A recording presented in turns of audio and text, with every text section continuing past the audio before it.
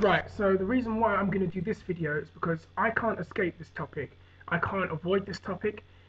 When I turned my phone on Tuesday, the topic was brought to me. Sorry, Wednesday morning, it was brought up to me.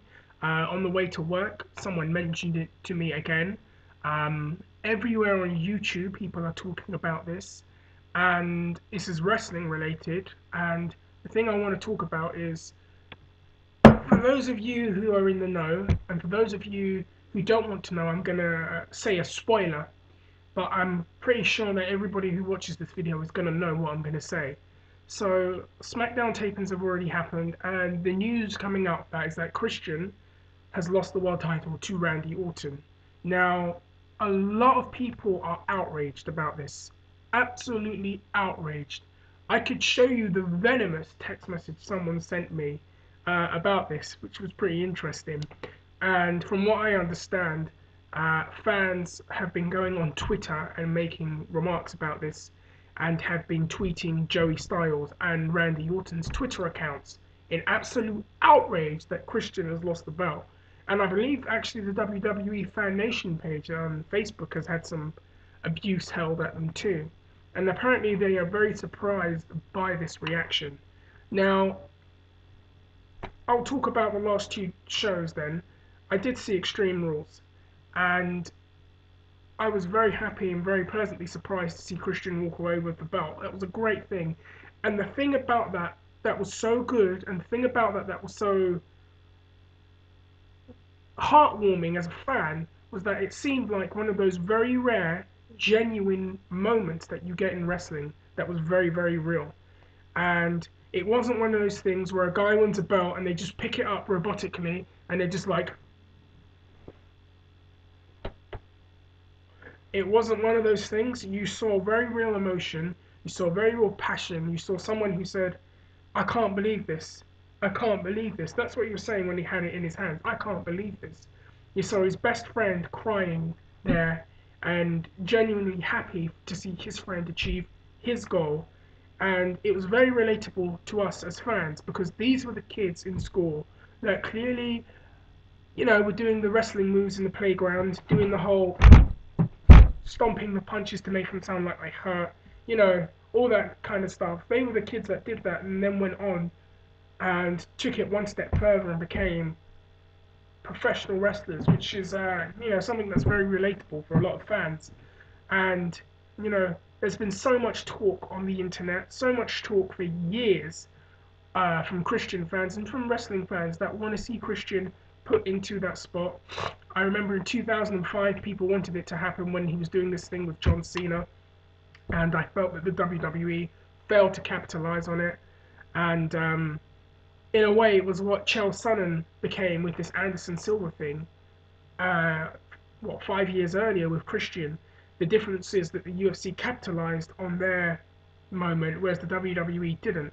And obviously Christian left, went to TNA. Even though I'm very, very critical of TNA, I will say that Christian, I thought, got even better as a performer. Went back to the WWE, and then this debate started again. People want to see Christian being pushed. People want to see him in one of the top spots. And it didn't happen right away. He was put to ECW, wasn't put on Smackdown, and was rumored to be the Jeff Hardy mystery attacker. And instead that was given to Matt, which I don't know why you'd want to do that, but that's another story.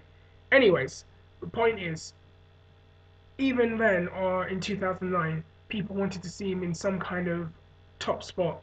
And the fact is, they need new faces in there. They need to rotate because Hunter, Orton, Cena, Undertaker, it gets very redundant after a while. It's just been those four guys and Edge in and out too. So people have wanted to see some new faces in there, and Christian was put to ECW, and in my opinion, really kind of again showed his worth. He's working with people with less ability than he has, and actually making them look like stars. I felt that he made Jack Swagger look 15 to 20 times better than what he actually was at that time. I felt he made Ezekiel Jackson look like a star at the Royal Rumble. I think he actually made him look like a machine out there, and like someone that you could have some faith in.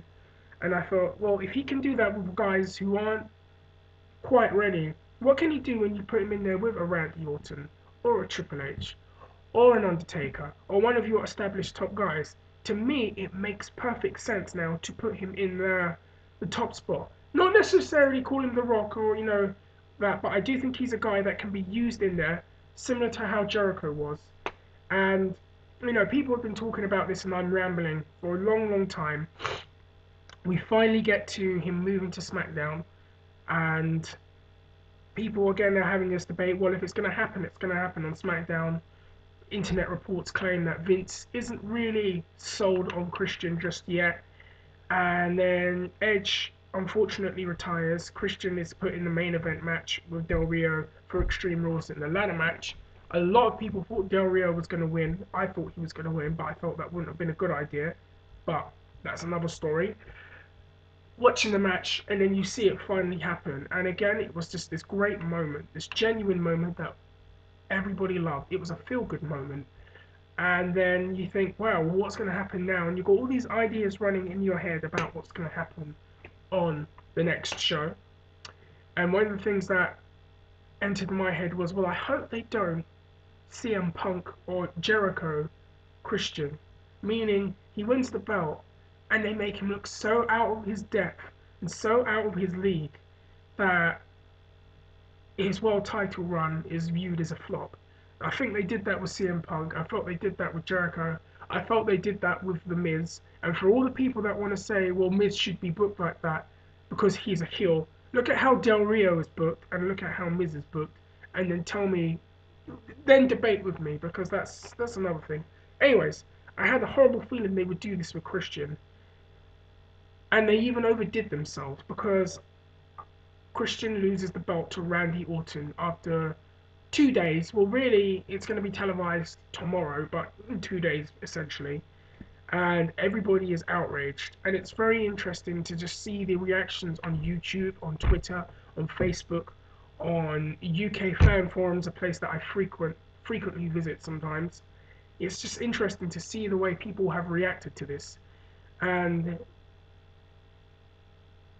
here's the thing. Is it one of these things where it's just people within our community, the YWC, the IWC, reacting to it? Or is this going to be one of these things that branches out of our community and spreads into the rest of the audience? Could it potentially be that? Because I've got the feeling that if it's just our community that react to it, they might not listen to us as much, and they'll just be, oh look, the internet fanboys are whining again. But if it gets to the point where the rest of the audience is starting to talk about it and how it was done, I think they're more likely to do something about it. Now, yeah, one of my problems with that was that they just, is that what you're going to give him? And Randy Orton, and I am an Orton mark, but, how many runs have we seen Orton have? And, I just felt like, oh, God, you again, when he won the belt. And yeah, I'm sure it was a good match. They have great chemistry, but couldn't they have saved it for pay-per-view? You have a pay-per-view in about 3 to 4 weeks. You have a new world champion. Could you have not done some number one contenders match or rumble or whatever? Had Orton win it, have a stare down with Christian and Orton, and then you have your next 3 episodes of SmackDown to promote and hype up and build the main event between Christian and Orton. And if Christian was going to lose the belt, do it on pay-per-view, because your pay-per-views are pretty much worthless nowadays. People aren't really buying them. The only one they're really buying, well, there's a few: Royal Rumble, WrestleMania, and SummerSlam. I don't think people give a shit about Survivor Series, and that's because of them not giving a shit about Survivor Series. And every other pay-per-view they've booked has become a joke. And you have something like this that's quite big, and you've got some momentum with it. Why not, if you're going to have him lose the belt, do it on a pay-per-view? The other thing is, well, is this going to lead to Christian turning heel? Because, well, we'll have to watch it to see visually how it came off. But apparently he showed signs of disbelief and shock. And is it going to be enough of a shock where it makes him turn and turn into a heel? That being said, if Christian was going to be the top heel on SmackDown, shouldn't he still be the world champion? And shouldn't Orton be chasing him? Wouldn't your show be much better if Orton was chasing him? I don't get this personally. Unless Orton's turning heel and Christian has to chase him. But still, I mean, you don't give away things like that for free on television. That's just my opinion. And what will they do now? Apparently, one of the next programs is going to be Orton and Mark Henry, or Christian and Mark Henry. They haven't actually decided yet, so we'll see what happens on next week's television.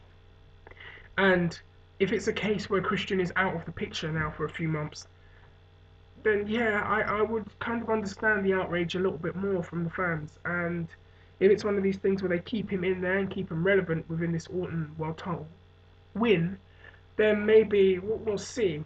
But you know, you get one of these few genuine feel-good moments that fans are very happy about, and fans are happy.